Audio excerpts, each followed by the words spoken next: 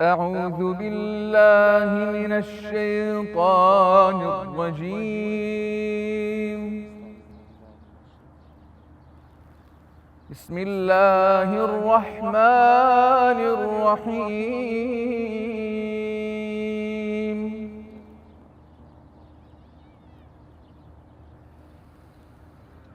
شهر رمضان الذي أنزل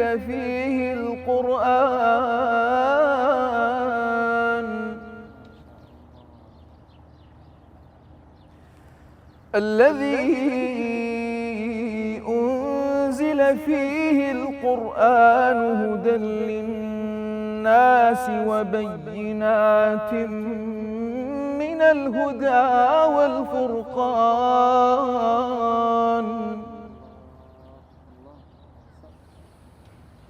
فمن شهد منكم الشهر فليصمه،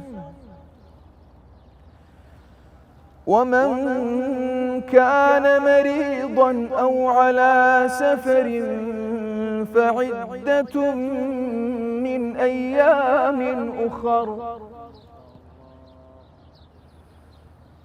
يريد الله بكم اليسر ولا يريد بكم العسر ولتكملوا العدة ولتكبروا الله على ما هداكم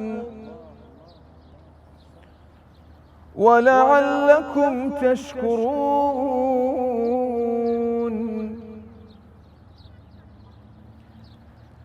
ولتكبروا الله على ما هداكم ولعلكم تشكرون.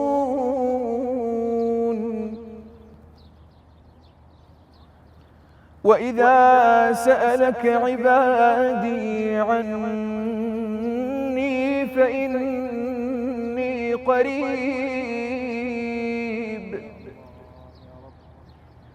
أجيب دعوة الداع إذا دعان،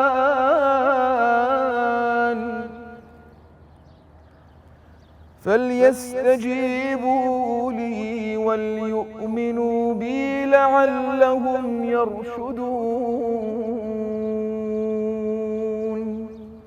صدق الله العظيم.